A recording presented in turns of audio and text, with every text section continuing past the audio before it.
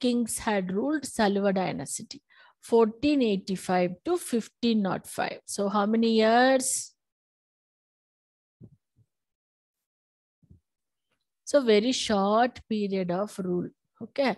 So Narasimha Devaraya, Immadi Narasimha. So these are the two rulers.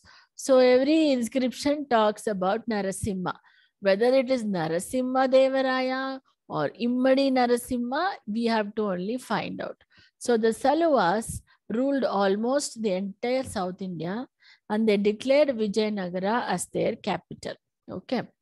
And the Saluvas same thing. They are continuing what the Sangama dynasty rulers have done. So they are trying to retain the territories which had been under the control of the Sangama rulers.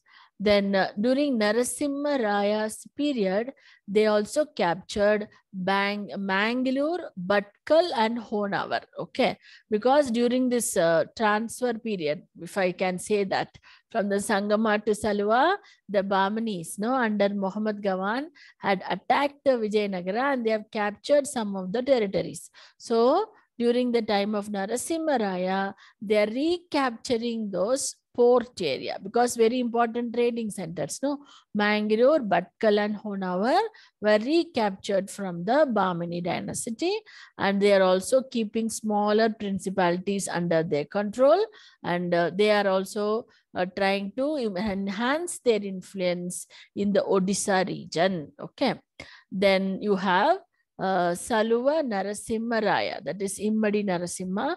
He was defeated and then he was kept as a prisoner, and you find that they are going to lose some crucial battles. Saluva dynasty followers are going to lose some of the crucial battles.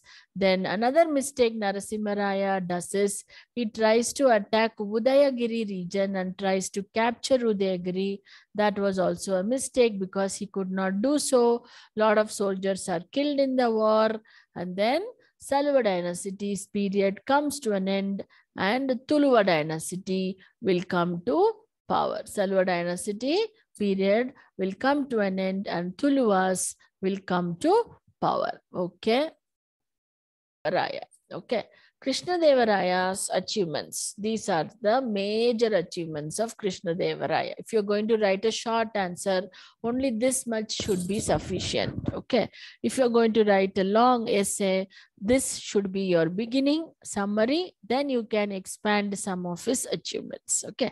He was a great commander and a wonderful administrator. So he was remembered not just for warfare, he was also remembered for administrative changes he had introduced in the government. Okay. He had fought series of wars with independent kingdoms. So he was never quiet.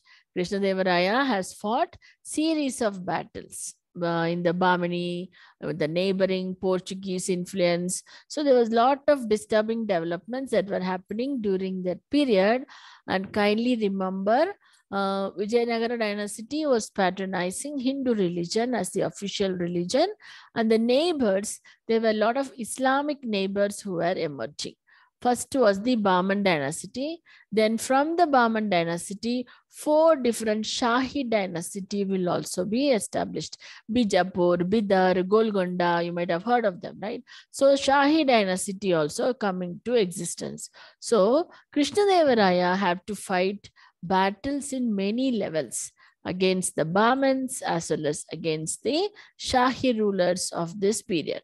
He was also interested to recover Gulbarga, and Krishnadevaraya will make a lot of attempts in order to recover Gulbarga region. Okay.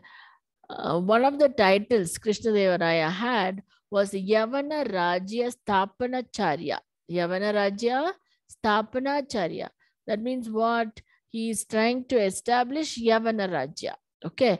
Why? He has completely defeated Adil Shahi rulers of Bijapur, and then he is trying to create his own independent kingdom in Gulbarga and Bijapur, right? So that way, he was remembered for his efforts in order to create independent kingdoms in the Bahmani location. Then He had also launched a campaign in 1513 against Udayagiri fort.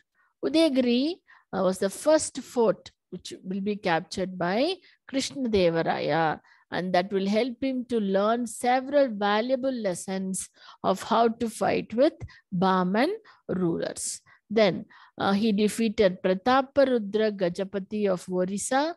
He married Gajapati Princess Tukka Devi or Annapurna Devi, and he conducted a Raichur campaign in 1520, defeated Islamic Adil Shah, then made a deal with Portuguese governor Alfonso de Albuquerque. Okay, we already talked about Albuquerque as the most famous Portuguese ruler, and Vijayanagara ruler Krishnadevaraya signed a treaty with him. So it is little it is not easy to ignore the period of Vijayanagara. So he's not only defeating the Islamic invaders, that is Bahmani and the Shahis, he's also concentrating on creating a new administration. He's also giving a lot of weightage for allowing innocent people to move out of prison, right? So several campaigns were conducted against him, but he realizes that all of that is not fair enough. Okay, so Raichur campaign was his last campaign. In 1528, he signed a treaty with the Portuguese governor Albuquerque. In 1510, he captured Goa from the Sultan of Bijapur. Okay, so in 1510, Krishnadevaraya captured Goa from Bijapur Sultan. So what is important in this? Can all of you write at least one merit or one achievement of Krishnadevaraya? Proper sentence. I don't want dictation of words. One achievement of Krishnadevaraya. Time begins. You have 2 minutes.